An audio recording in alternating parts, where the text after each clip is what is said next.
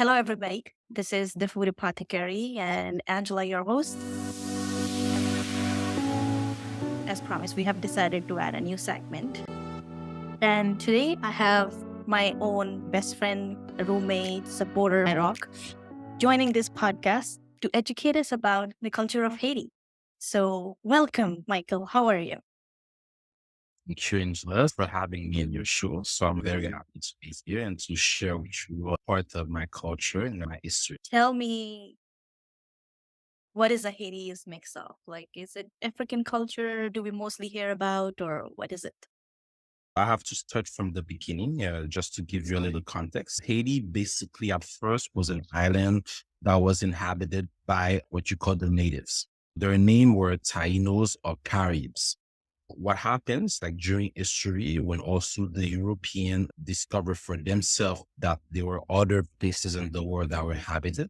What happens like with the confrontation, the Tainos got mostly exterminated. So during the slave trade, you had a mix of population that came into the island. You had a mix of natives, the European settlers, and also of people from Africa because they were the main source of working people actually to allow the empires to make money, basically. This is the base, like I said, the genetic base of the population. So this is the same kind of population that you will find in other little islands from Haiti, for example, Cuba or like Puerto Rico or the little Antilles. And also it's kind of the same things that you find in South America. It's basically, yeah, the same kind of history because all those natives were present also on the mainland in South America. So that's why sometimes people talk a lot about Latino and stuff like that. So they're kind of mix of natives and European settlers and also of African descent. So Haiti is basically that, but with a majority of African descent because over time, so the African population grew like more numerous than the locals that were here. Wow.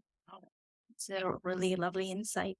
So is it like mix of, do you say mix of like these cultures in your culture, or do you think it's like purely African?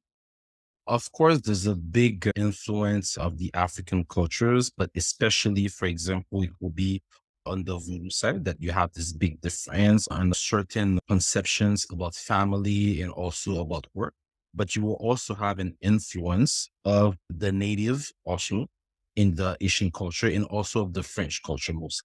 Because since the French, they were, what happened is like the Spanish were on the island first. And after that, the French went to war with them at some point, they said themselves, look, we're not going to fight. So let's split the island in two.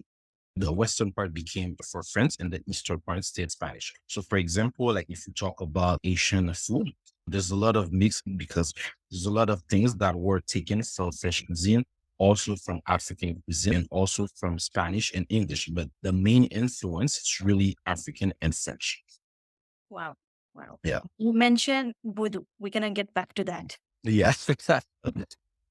But tell me how Haiti looks like because you have lived there most of your life, Mhm. if Yeah. I remember correctly. Yeah. So half of my life, you can see now. Yeah, half of your life. Yes. Yeah. So tell me what people don't know about Haiti's geography that's not shown on the TV. Well, mostly Haiti, if we're talking about our part, it's actually two-thirds of mountains. So we're a very, very mountainous countries, and you cannot drive 100 kilometers without having a mountain. It's Oh, impossible. wow. So wherever you are in a country, you always be close to a mountain. It's a country that we have fewer plain fields, but a lot of mountains. So it allows us to have some kind of terroir for agriculture. So for example, there's one of the most expensive coffees in the world called the blue coffee comes actually from there because the soil that we have is very appropriate for this kind of cultures. Like you should take avocados, for example, they're actually huge, when it comes to our mountains because it's just the soil and the temperature is perfect for that.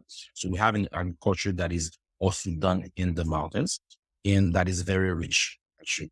This kind of geography also helped us during our War of Independence because it helped us fight with the guerrilla style, the French colonizers, so that we can actually win the war. But the mountain was a very advantage for us because they had to fight upwards, whereas we had to fight downwards.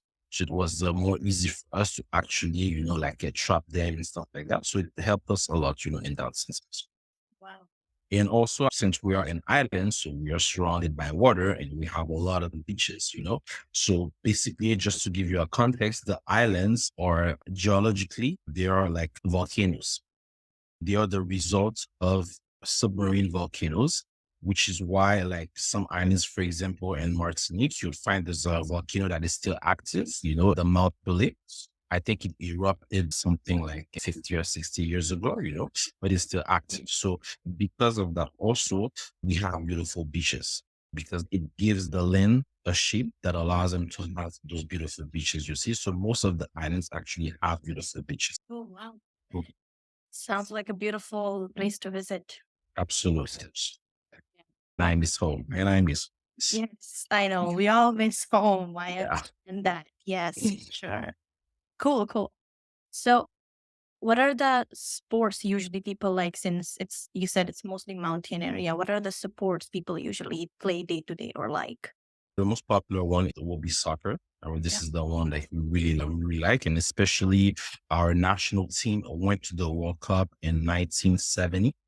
And we played against Italy, we played against, I think, Holland. And we were the first country actually to score against Italy, who hasn't been scored against for a very, very long time. So we're very proud of that. And so other sports is basketball, obviously, because of the power of the United States. So this is also a big influence on us. We love basketball. We also love volleyballs because of the beaches. So we play all the volleyballs, but mostly on the beaches also. We have different kind of sport, but these will be like the most popular one that we do practice in Haiti. Wow. I remember we tried something. Now it's just coming to my mind. Barbancore. Ah, our rum. Yes. It's, Tell me uh, about that as well. well, basically, it's a very very old rum. So it was there like back in the days. It's been there since the 1800s. So it's basically a rum that they inherited from the ancient like French settlers that were there. They inherited the technique and they perfected the technique to give the rum that we have today. So basically, the thing is how the rum is conserved. The wood they use to conserve the rum, this is what actually give it a special aroma and everything. It's very deep attached with the Asian because even with that rum has a big part in our voodoo rituals also. So you will see always Barbancore. So they will not use other rums in the ritual. So it's really, that's the rum they're going to use because that's the oldest one. It's attached to the country's history. That's why like very important to us. Yeah. I think it was considered one of the best rums at one. Yeah, so it won the prize, I think, twice. Yeah, so but I think 2005, if I'm not mistaken. So yeah, it's a very, very good one, especially the 5 star. It's absolutely genius. And in Canada, it's difficult to find, right? Very difficult. So you have the 3 star here, but the 5 star, for some reason, I don't know why, but very difficult to. Okay. Okay. So I'm gonna address the elephant in the room. Tell me about voodoo culture. You mentioned 3 times by now. Well, voodoo, well, it's very important because, well, right now you see a lot of Asians or Christians and stuff like that, but actually these are the religion that put us in chains. You can say, they put the physical chains and the spiritual chains on us. But our war independence was won because at the time they turned to their original religion. They turned to their original God, and that's why they empowered them. So basically, what happened is like they had a ceremony. So the ceremony was a pact, actually, they made with each other. And it was a pact to ask their spirits, to guide them to battle. They sacrifice, for example, like a pig. But the sacrifice, when you sacrifice a pig, actually, you share the meat, everyone. So it was sharing, you know, and the actual sacrifice was their life. So their life, they will give that to their ancestors, so that their ancestors will get the strength to fight the enemy. And then to give the next generation the chance, their freedom. So that was the symbolic of the ceremony. So it was nothing about, evil and stuff like that. Actually, it's not an evil religion at all. It doesn't preach balance at all. But in everything, when you have poverty, links to it, you will have those kind of things. So if you look at, for example, Europe during the Middle Ages, it was the same kind of stuff, where there was a lot of sorcery stuff, a lot of witch hunts and stuff like that, because you had a lot of poverty, you had a lot of sickness, you had a lot of things like that. So when you're living in this kind of, let's say, mental environment, and also the physical environment, the human being will be influenced by that, and it's kind of the same thing, because normally it's a religion that tells you to be in peace with nature, to be in harmony with nature. You see, so something that tells you to be in harmony with nature cannot be violent. So the things, for example, people see in the TV. So basically, what happened, I think it was in the 1960s or 1950s, that you had a lot of like documentaries coming from the States that did research on the voodoo, and they took the little part that talks about, for example, you're gonna send some kind of charm on people and stuff like that, but that exists in every religion. So you have those parts in every single religion. So they took that part, and because they were fascinated also by the zombies, because in voodoo, they can zombify you, but basically it's a scientific process, because since it's a religion that is very close to nature, it's a religion that they know how to use the power of leaves. So Power of what? of leaves. Oh, wow. Okay. Exactly, because basically, since you're in harmony with nature, their medicine comes from the nature. You see, so everything is related to the nature. In that sense, they know how to make poison. Okay. So they know how to make poison, they know how to make healing potions and stuff like that. So the zombification, actually, it's a poison they use. And they're very good at that. And it was also a weapon used during the war. So during the war, they used to poison all the rivers, so that the enemy would drink the water, and then they'll be incapacitated to fight. So it was a lot of things like that. So the zombification, basically, it's a poison they use, just to make someone numb. Oh, wow. So whatever you learn, we see that in the world, whatever that is good can be also transformed for bad. Like nuclear actually wasn't like the people who actually discovered the nuclear power, they didn't discover it for guns. Yes. They were thinking about energy, how to, but they transformed it into a gun. So a lot of things were like that. So that's why technology is not either good or bad. It's the same thing. It's kind of a scientific process also, but you have people that will use those kind of knowledges for bad stuff. Yes.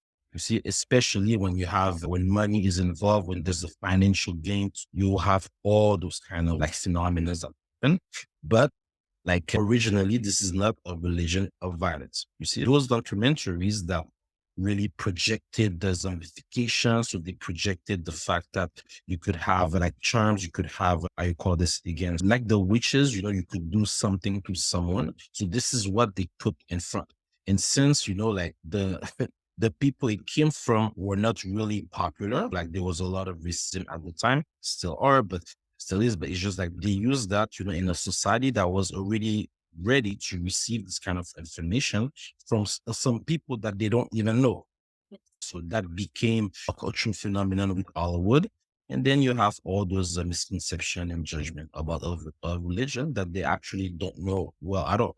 So, Do you think is um, there a dark side to voodoo? I think there's no People who dark are side to using. voodoo. There are dark side to people who uses things of voodoo to do wrong side, because the religion in itself doesn't teach violence. So that there's no talk of violence in the religion, but it teaches you a lot of knowledges. If you are someone of bad faith, or if you have bad intentions, you can use those kind of knowledges to do bad things. Okay. For example, I don't think Christianity is like whole a bad religion, but you had people that use that, like to do bad things, to enslave people, to hurt people, to dehumanize people, to make people think that their own religion was shit, and that they had to use this one. The world is that, because once you have religion is kind of a power, So if you know how to manipulate, you know how to talk, you can do pretty much a lot of stuff. A lot to take in. Yes. Yes. But you mentioned The sacrifices, I think they were part of Indian culture too at one point. Now it's not part of it. I think it's banned by the government. I'm pretty sure it's banned by government. I don't think it's being practiced anymore. But yeah, sometimes I feel somehow our cultures are related, Mhm. you know? And because when I listen to original, let's say your god and goddesses, like you said, like to get independency, you guys like, turn to your old god, Mhm. So I think this is somehow related to same thing as Indians. We just turn back to our gods. I don't think anybody turned back to the god. Mhm. We just like go back to when it's like a difficult time, no matter what it is. Mhm. Mhm. So when you're talking about exercises, like you know the word tantra, Yeah. right? When I say tantra in public, people always think it's negative, but it depends who uses it. They're thinking about someone, something that's Yeah, actually, yeah. exactly. So I think it's same kind of connotation attached with voodoo, Yeah.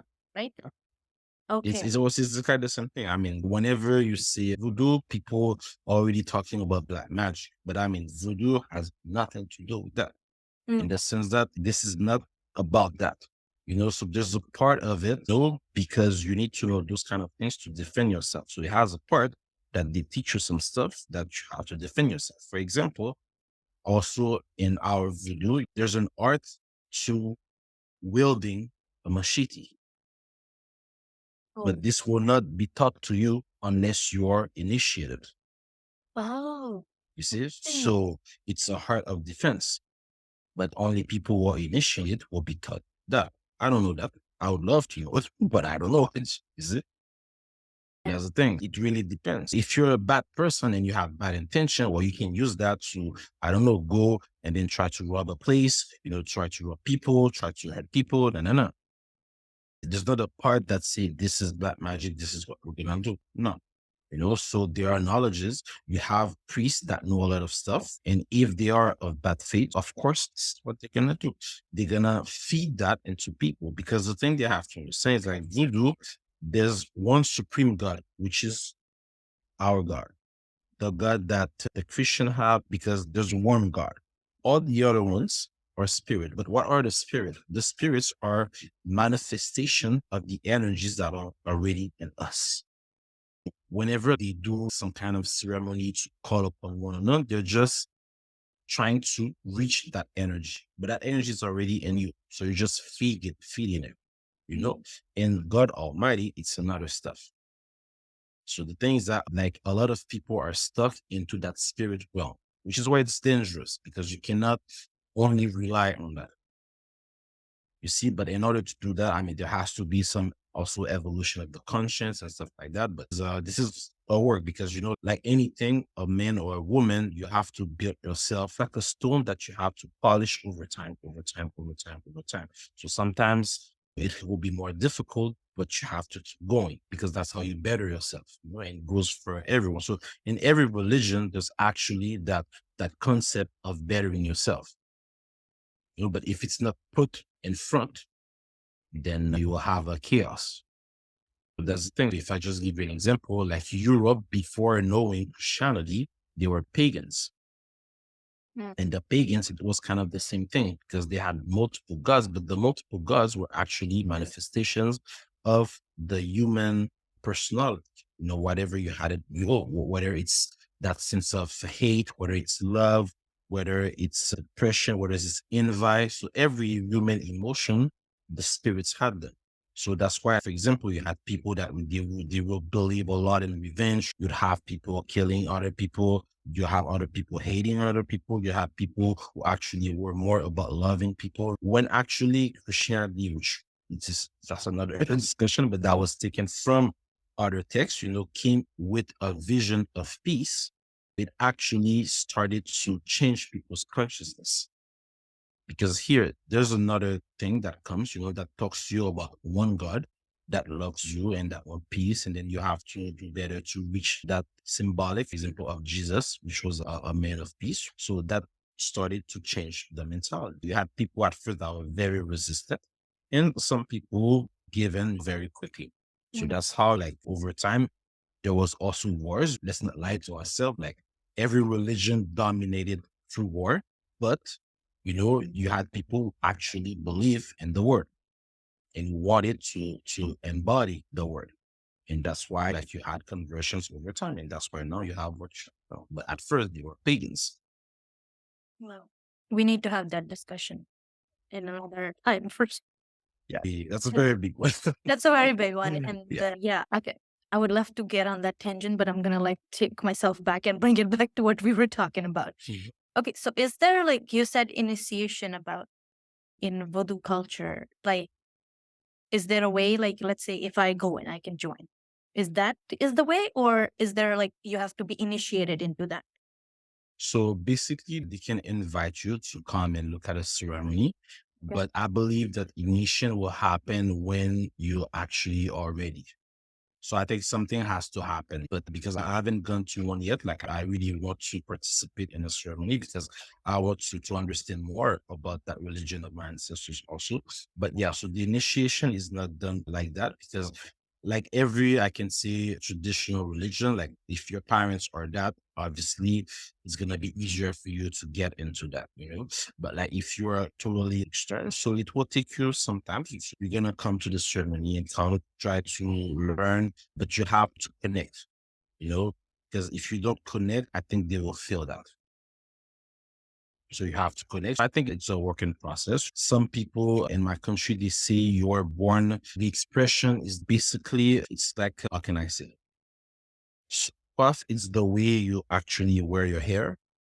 In my country, when they tell you you're born with coif, it's basically you're born with that protection already.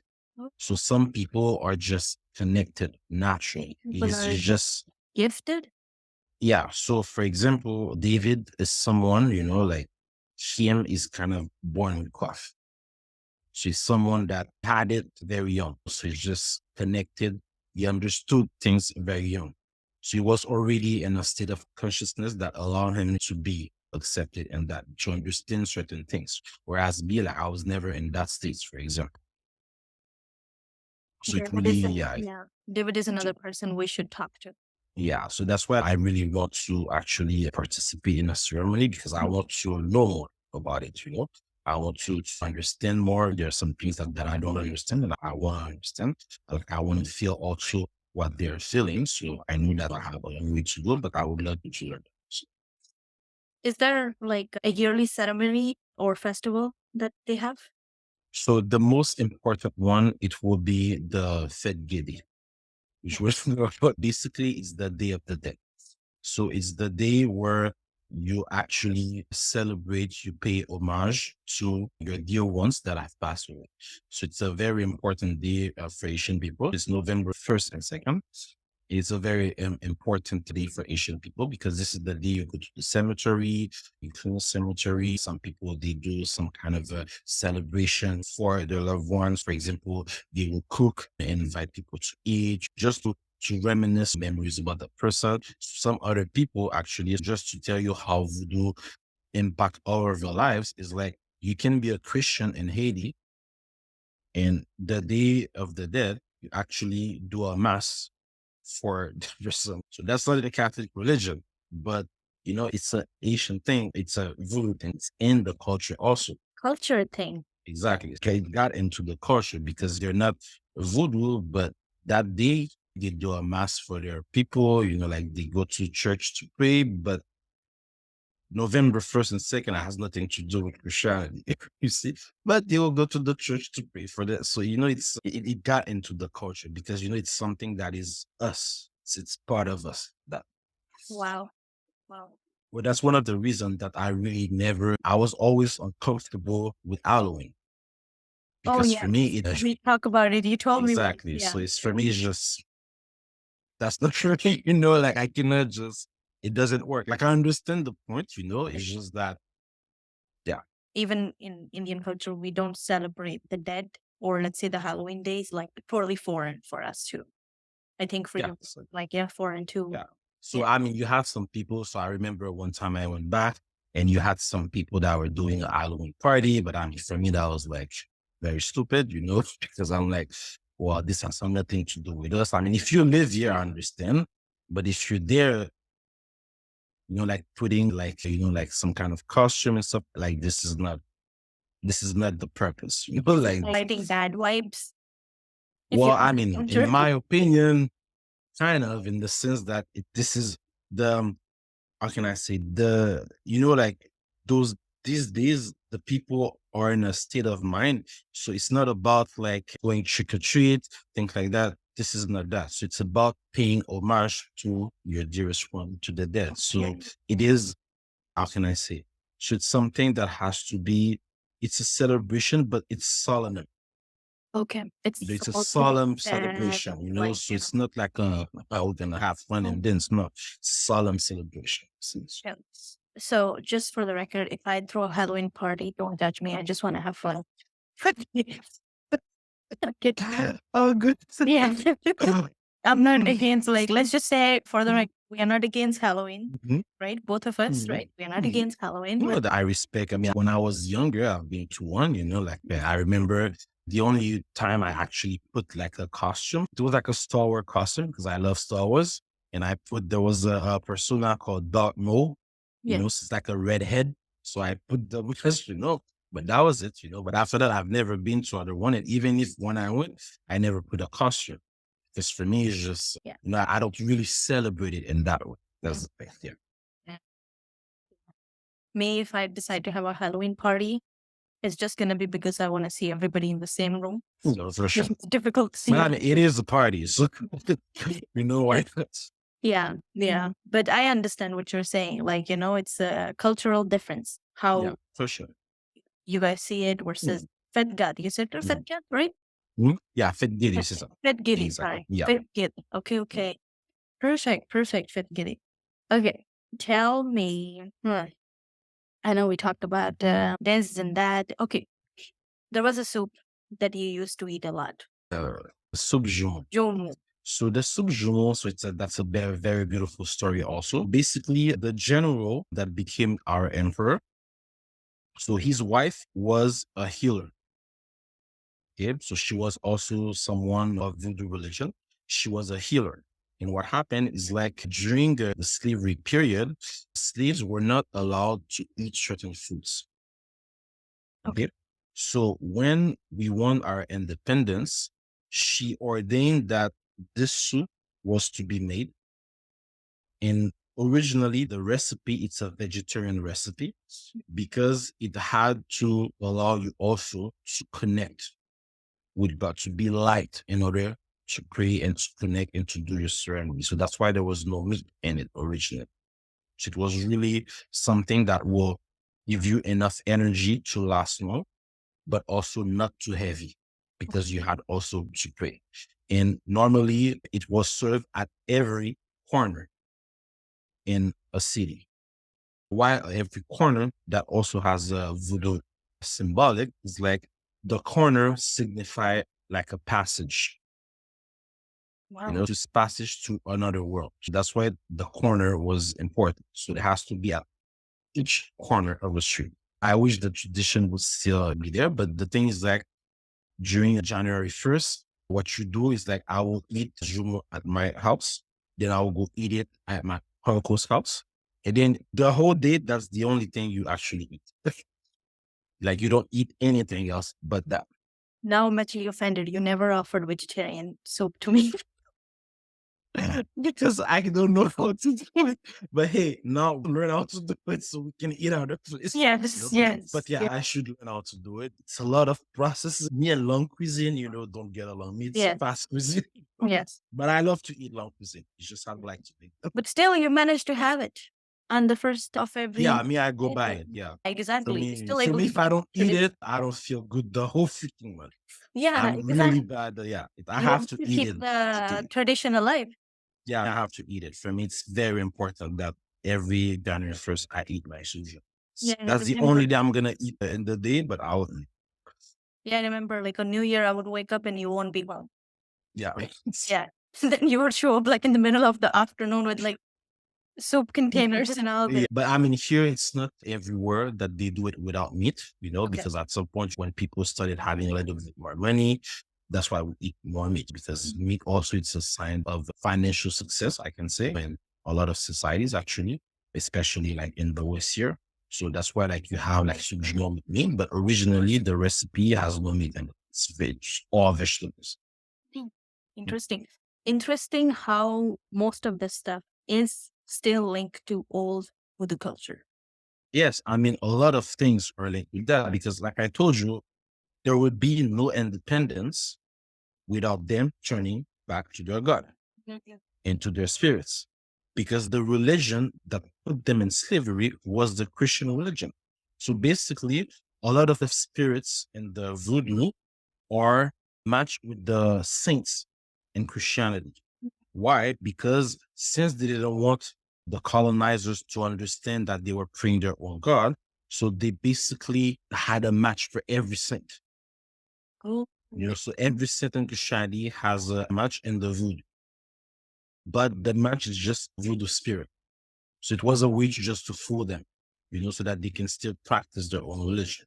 So what happened is like after the independence, that's more political, but the revolution after the independence, I mean, after the emperor was killed, so it was stolen. So basically, the descendant of the art colonizers that were more like, I can say, mixed, and some of the treacherous generals, So first of all, they made sure that the memory of the emperor, I mean, the name of the emperor was never spoken for a lot of years. When you did that, that gave the international, every other power that was there at the time, some kind of influence. So which is why Christianity regained importance in the country. Whereas, like, I believe that if the emperor lived enough, Christianity would have never had any real weight in the country. You see? So, it's a sad story, honestly. yeah. Oh, yeah. I mean, that's the greatest sin for me in our country is the assassination of the emperor. Mm. Because since that, It went down. everything went down. What was the name of the emperor? So his name was Jean-Jacques Dessalines. Okay. We can Google it, right? Yeah, yeah. We can Google about him. Yeah. Mhm. Cool, cool.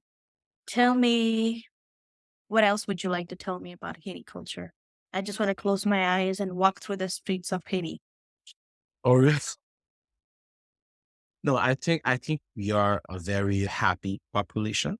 Okay. We're not at all a violent population. I think we were born in a context of extreme violence, extreme hate and everything, but we haven't been that kind of people. So I think we're people that love to live, that love to laugh, that love to be in a family. But it's just that pushing us at a certain point, we will become another people. And like right now, there's a lot of sad things happening in my country. And I'm glad that the population is fighting for themselves because that's what it takes you to actually jumpstart a revolution. And I think that will happen, in a more bigger scale. But yes, so we are people very smart, very resourceful. And we are survivors, basically. We were born from survivors and we still, have been surviving ever since. I think we have a very great potential because everywhere we go, even though we do not shine as a community, but individuals really shine with excellence. I think that says a lot about the potential we have. I think also, but that's my personal opinion. I think other Asian people share that too. I think our language is one of our biggest strengths that we don't use enough. Because our language, yes, it's a mix of the three empires that were there at the time, which are the French Empire, the Spanish Empire, and the British Empire. And on top of that, it's a mix of African languages. So those African languages came from Benin. So they came from a kingdom that had its own languages, its own ways and everything. And also it's a language that was born out of war. So it had to be very efficient. It's a language that is very rich, that is very flexible and adaptive. And I think that is a strength of our language that we don't use enough, unfortunately. And I think that says a lot about our intelligence as a people because it's like a mix of different type of intelligence that give your language. So that language embodies all of the intelligences and is in itself like a melting pot of the geniuses of different languages, you see? So I think, yeah, because of that, we have a lot of potentials. And I really hope that in the future we do exploit that, and give a better future for our kids. Before Wait, I ask you last question. So the whole point of us doing this podcast is to give people an idea what we see in the media is not all true. There are still happy people. You guys have a rich culture, and that culture needs to be sustained and thrive. Mhm. And my last question is, or not question, more like I'm just wondering. I remember you mentioning something about, since you now brought up like intelligent people, Okay. and all that, like how intellectually special you guys are. Tell me about the French language progression in Quebec by Haiti. The French French language is initiation. or the French Quebec. language, what? In Korea. So, I mean, there's a connection actually between, I think, Creole and the French here because the Creole language was born out of the Old French, and the language it's the Old French basically. So now it's more modern, but basically a lot of Quebec expression are the same as a word in Asian. So for example, me in French Quebecer it will be moi. In Asian Creole, it's moins, which is the same thing as moi in Quebec. And for example, very cold in Quebec, it will be fret. In Creole is the same word, but it's because they're both came from the Old French. That's why there's actually a connection was between those two languages. That's one of the reasons that I actually fell in love with the way Quebecers speak, because I felt like they kind of reminded me of my own country. And then when I learned, like the origin, that I understood, okay, why there was that connection. Actually. Okay. I remember you mentioning that Haiti teachers were hired to teach French. Yeah, so they were hired to teach a lot of subject, among them was French, but they were hired to teach math also, things like that. Because at a certain point in the 1970s, our level of education was very, very high. Yes. So we had a lot of good doctors, good teachers, but that period was also a period when we had a dictatorship in the country. So a lot of intellectuals actually flee the country. Yeah. Because whenever there's a dictatorship, it means that the freedom of expression is going to be super low. So intellectuals are always the first to go because they are the one who can actually enlighten people of things that are happening. So a lot of them flee the country.